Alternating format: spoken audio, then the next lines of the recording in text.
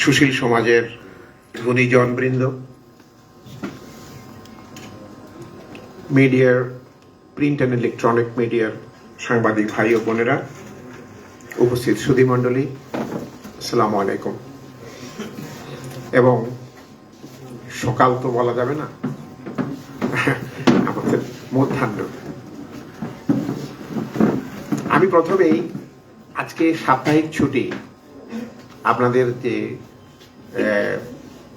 Relax করার কথা সেই টাইমটুকু আপনারা আমাকে দিয়েছেন, এবং রমজান তার সত্ত্বেও আপনারা আজকে আমাদের সঙ্গে এই মত বিনিময় সহ উপস্থিত হয়েছেন, সেজন্য আমার ব্যক্তিগত তরফ থেকে আপনাদের কৃতজ্ঞতা জানাচ্ছি। আমি জানি আমিও সরকারি কর্মকর্তা, I have taxed your time, so I tender my Apology. আমি শুরুতেই 52 ভাষা শহীদদের আত্মার মাগফিরাত কামনা করছি, যাদের আত্মাহুতির বদলতে আজ বাংলা আমাদের মাতৃভাষা হিসেবে প্রতিষ্ঠিত এবং 21শে ফেব্রুয়ারি আন্তর্জাতিক মাতৃভাষা দিবস হিসেবে স্বীকৃত। আমি বাংলাদেশের স্বাধীনতার সংগ্রামে 71-এর বীর মুক্তিযোদ্ধাদের শ্রদ্ধা করে স্মরণ করছি।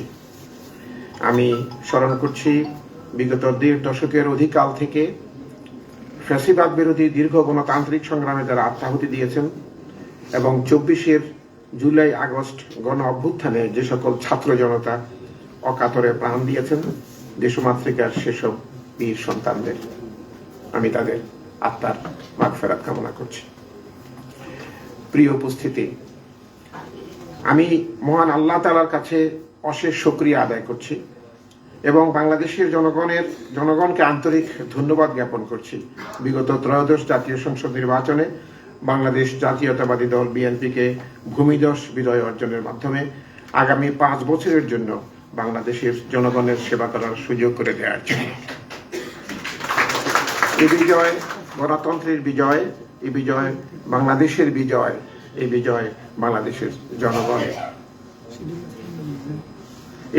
এই নিরঙ্কুশ বিজয় প্রমাণ করে বাংলাদেশের মানুষ আমাদের প্রিয় নেতা বাংলাদেশ জাতীয়তাবাদী দল বিএনপির চেয়ারম্যান জনাব তারেক রহমানের উই হ্যাভ এ প্ল্যান নামক সেই ঐতিহাসিক ঘোষণা, তার জাতি গঠনে সুদূর প্রসারী ও সুনির্দিষ্ট পরিকল্পনা সম্বলিত ও সবার আগে বাংলাদেশ দর্শন ভিত্তিক ঐতিহাসিক নির্বাচনী ইশতেহার এবং সর্বোপরি তার দিক নির্দেশনামূলক নেতৃত্বের প্রতি জনগণ আস্থা পোষণ করেছেন।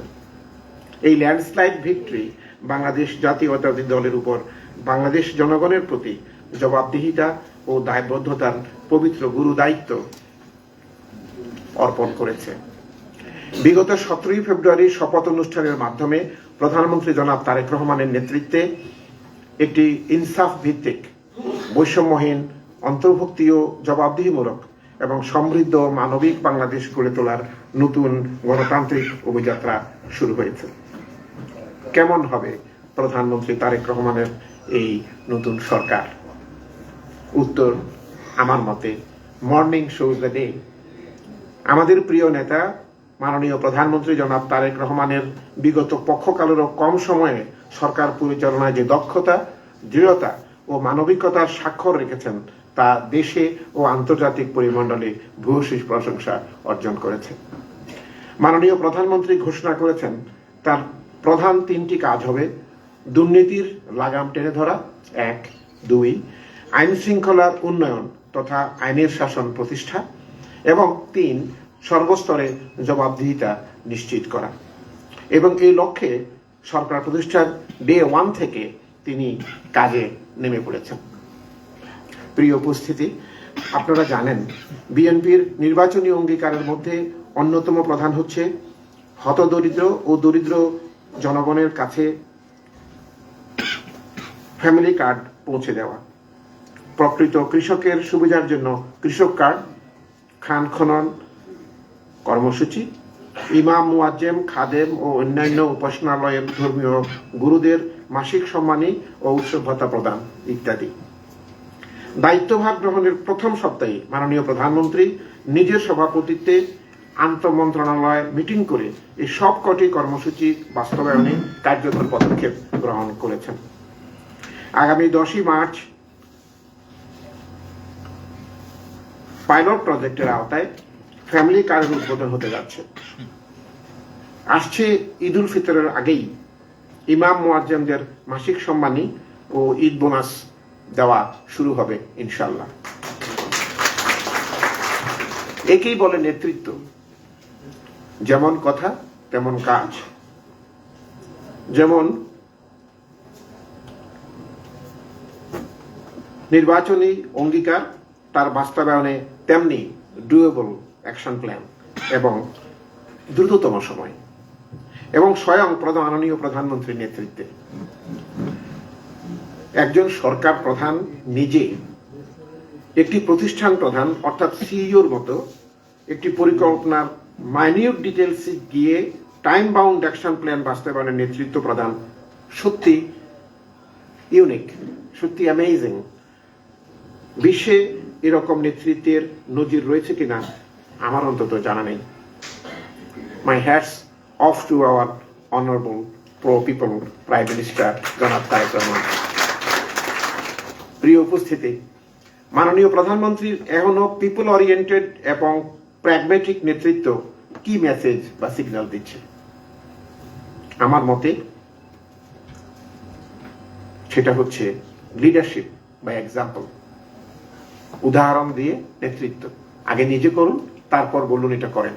এই যে নেতৃত্ব, এই যে একটা এক্সাম্পল তিনি সৃষ্টি করেছেন, এটা আমাদের জন্য খুবই গুরুত্বপূর্ণ।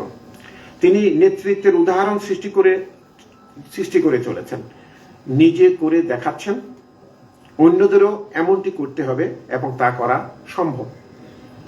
অফিস টাইমের আগেই অর্থাৎ 9টার আগেই নিজে অফিসে উপস্থিত হচ্ছেন, গৃহীত সিদ্ধান্ত অনুযায়ী কাজগুলো বাস্তবায়ন হচ্ছে কিনা তা মনিটরিং করছেন এবং স্বয়ং নিজে তার ড্রেস আপ দেখেছেন, গাড়ি বহর সীমিতকরণ দেখেছেন,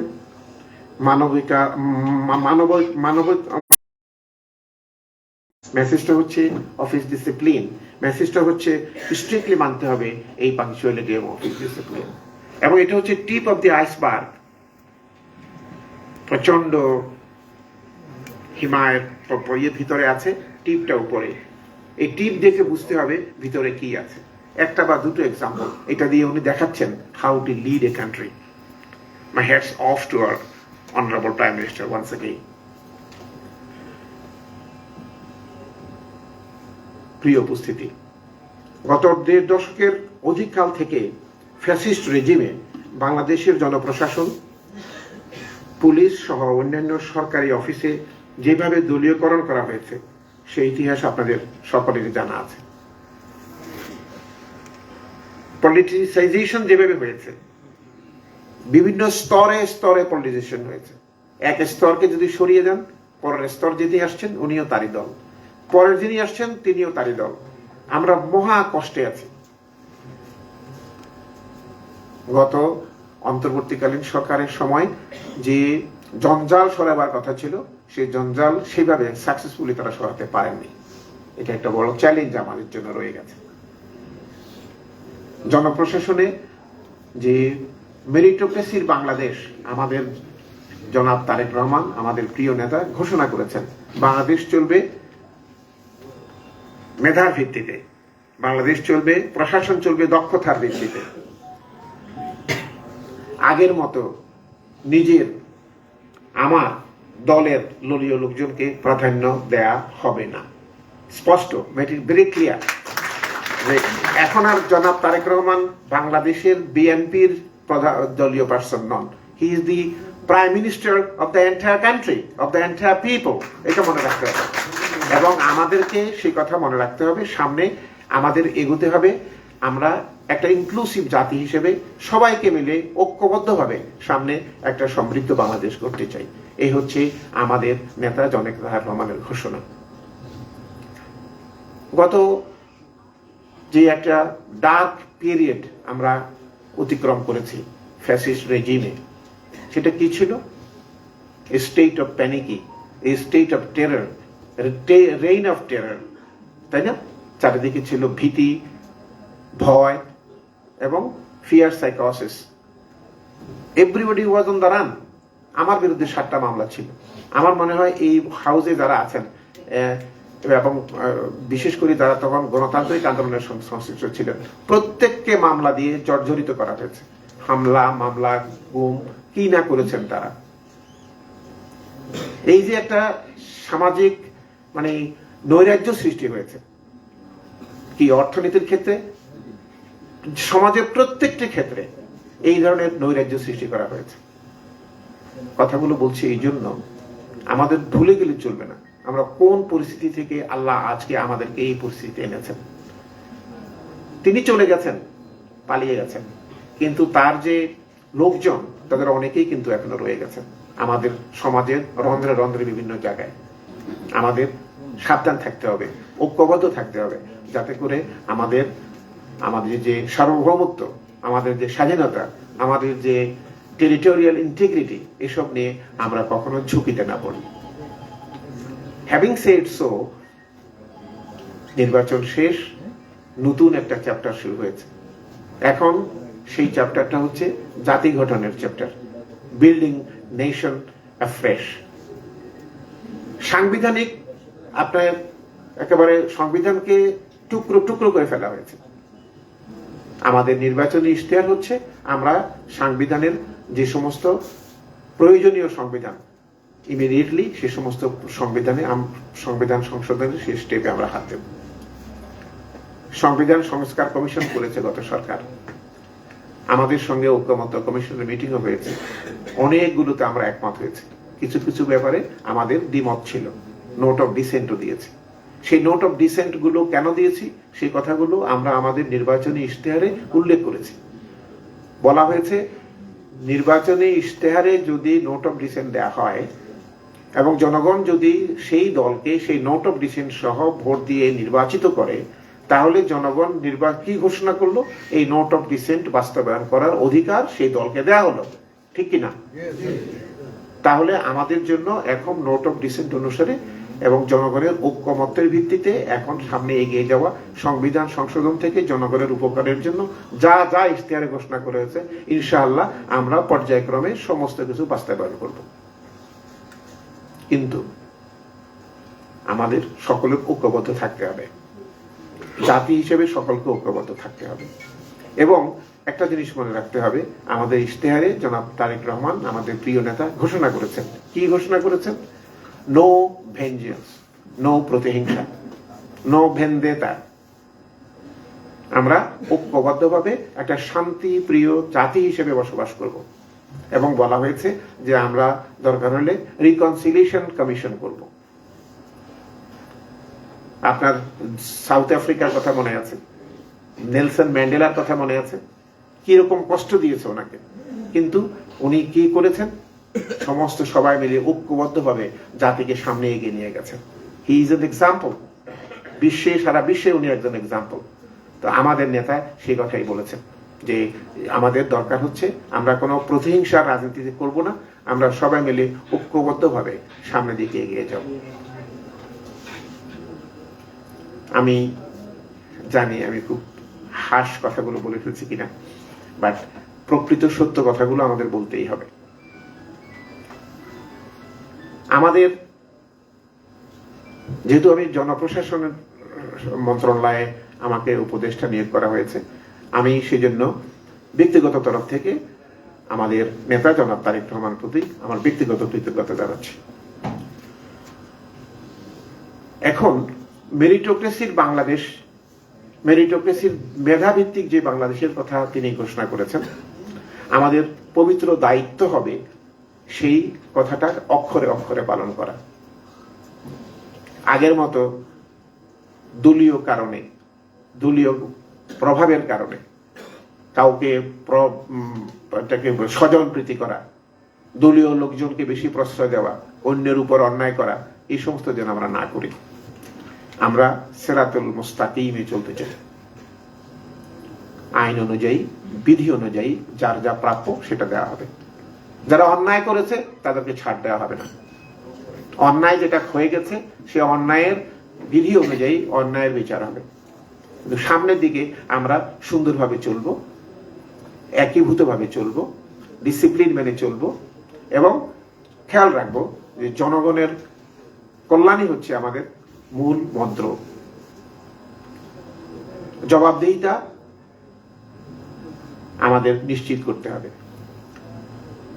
জবাবদিহিতা যদি না থাকে, এবং সেটা প্রত্যেক স্তরে জবাবদিহিতা, পৌরসভার মেম্বার, ইউনিয়ন পরিষদের মেম্বার থেকে আরম্ভ করে আমাদের জাতীয় সংসদের মাননীয় সংসদ সদস্য পর্যন্ত প্রত্যেকে আমরা জবাবদিহি থাকবো জনগণের কাছে, যাদের ভোটে আজকে আমরা নির্বাচিত, যাদের ভোটে আগামী 5 বছরের জন্য আমাদেরকে দেশ পরিচালনার দায়িত্ব দেওয়া হয়েছে। আমরা যেন we remain true to our ওয়ার্ডস, আমরা যে কথা জনগণকে দিয়েছি সেটা যেন আমরা অক্ষরে অক্ষরে পালন করতে পারি। আমি এই কথা বলে আপনাদের সকলের আগামী পথ চলায়, আমাদের সরকার পরিচালনায় আপনাদের সকলের সহযোগিতা কামনা করছি। আমরা যে যে স্তরেই থাকি না কেন, আমরা দেশটা আমাদের, এই দেশ যদি ভালো থাকে তাহলে আমরা ভালো থাকবো। প্রেসিডেন্ট জিয়াউর রহমান বলেছেন, ব্যক্তির চেয়ে দল, দলের চেয়ে দেশ বড়। এই কথাটা প্রণিধানযোগ্য, আমরা প্রত্যেকে যেন এই কথাটা মেনে চলি, তাহলেই আমরা সামনের দিকে সুন্দরভাবে একটা মানবিক, বৈষম্যহীন, সুন্দর বাংলাদেশ আমরা উপহার দিতে পারব। এই কথাগুলো বলে আমি আমার স্থানীয় এই দেশের, আমাদের এই জেলার কিছু কথা, যে জিনিসটা আপনারা আলোচনা হয়েছে সে ব্যাপারে 2-1টা কথা বলতে চাই। যেটা হচ্ছে, আমি লক্ষ্মীপুরের সন্তান, তো লক্ষ্মীপুরের যে কথাগুলো এখানে আলোচনা হয়েছে সেই কথাগুলো মানে এটাকে বলা হয় টটোলজি, সায়েন্স অফ রেপিটেশন। আমরা রিপিট না করি, আমরা শুনেছি এ পর্যন্ত।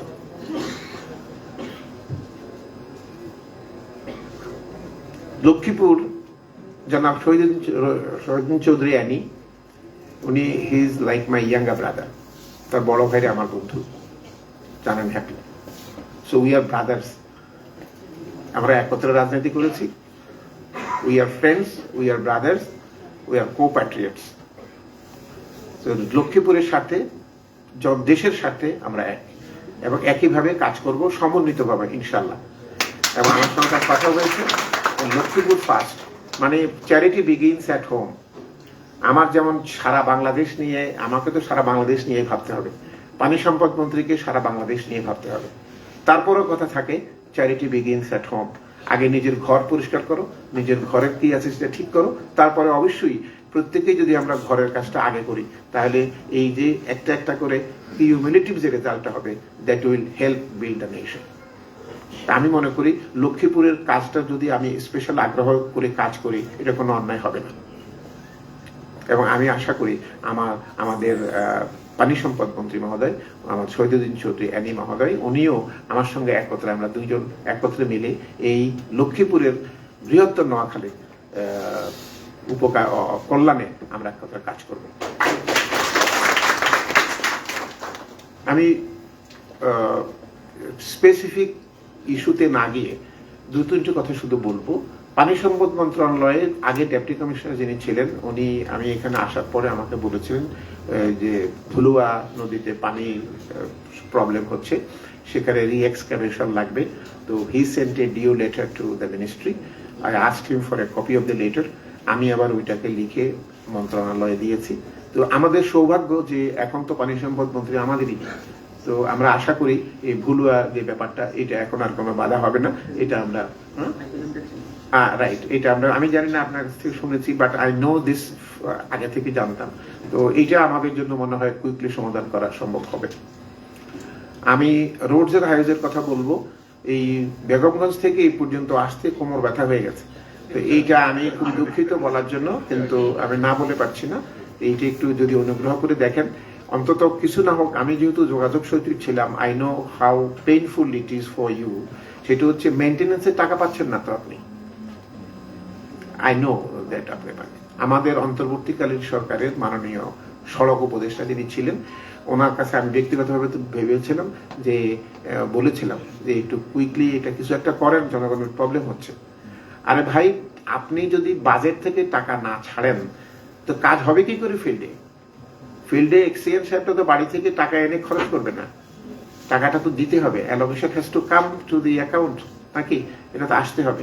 তো আমি মনে করি যে এটা এখন আমাদের দায়িত্ব আপনাকে ফান্ড এনে দেওয়া, আপনার দায়িত্ব হবে দ্রুত কাজটা শেষ করা, এবং আগে যে ফান্ড পেতে প্রবলেম হয়েছিল এখন সেই প্রবলেমটা হবে না বলে আমরা আশা করি, এবং আমরা যারা মন্ত্রী মহোদয়কে বলে আমরা এই জিনিসটা দ্রুত এই ফান্ড অ্যাভেলেবিলিটি আমরা এনশিওর করবো ইনশাল্লাহ। আপনি শুধু দ্রুত এনশিওর করেন যে এই কাজটা যেন আমরা মানে নেক্সট বার ভিজিটে আসার সময় অন্তত যেন গাড়ি চালায় আসতে পারি, তাহলে তো খুব মুশকিল হবে। আচ্ছা, আর একটা হলো আমি জেলা প্রশাসক মহোদয়কে রিকোয়েস্ট করব যে আপনার যেমন ধরেন প্রেস ক্লাবের ব্যাপারে, তারপরে 100 বেড 150 বেডের 250 বেড হসপিটাল করার জন্য যে প্রকল্প দেওয়া হয়েছে, সেই প্রকল্পের জনবল নিয়ে সমস্যা, এই জাতীয় যে জিনিসগুলো আছে। তাছাড়া 1000 বেডের যে মিলনায়তনের কথা বলা হয়েছে, 1000 সিটের যে মিলনায়তন, এই জাতীয় যে সমস্যাগুলোর কথা বলা হয়েছে, মেডিকেল কলেজের কথা বলা হয়েছে, হাসপাতাল বড় করার কথা বলা হয়েছে। আজান দিয়ে ফেলেছে, আমি আর কথা বলবো না। এই কথাগুলো আমরা অবশ্যই মাথায় রাখবো, এবং আমরা আপনাদের কাছে আমরা অ্যাসিওর করতে পারি যে as a son of the soil, I repeat, as a son of the soil, it will my duty to see that things are done. And এই কিভাবে কোথায় কাকে বললে কাজ হবে সেটা আমরা করবো। সেটা মন্ত্রী বলে ইম্পর্টেন্ট না, কাজটা করতে হবে, দেশের কাজ, এবং এটাকে যত তাড়াতাড়ি করা সম্ভব হয় তাই আমরা করব। যাকে বলা হয় যেই লেভেলে বললে কাজ হবে, আমি সেই লেভেলে বলতে কোনো দ্বিধা করবো না। Let it be minister, let it be directorate general, let it be DG, doesn't matter. যেহেতু আমার নিজের দেশের কাজ, এটা আমাকে এই পর্যায়ে চলে গিয়ে হলো কাজটা আদায় করে নিতে হবে। That is what I will do ইনশাআল্লাহ। আপনাদের সকলকে আবার ধন্যবাদ দিচ্ছি। আজকের বিশেষ দিনে, এই শুক্রবার এবং এই রোজার দিনে আপনারা এই ডাকে সাড়া দিয়েছেন, আমি আই ফিল অনার্ড, এবং আমি আপনাদের কাছে পুনরায় আমার ব্যক্তিগত কৃতজ্ঞতা শেষ করছি। আসসালামু আলাইকুম।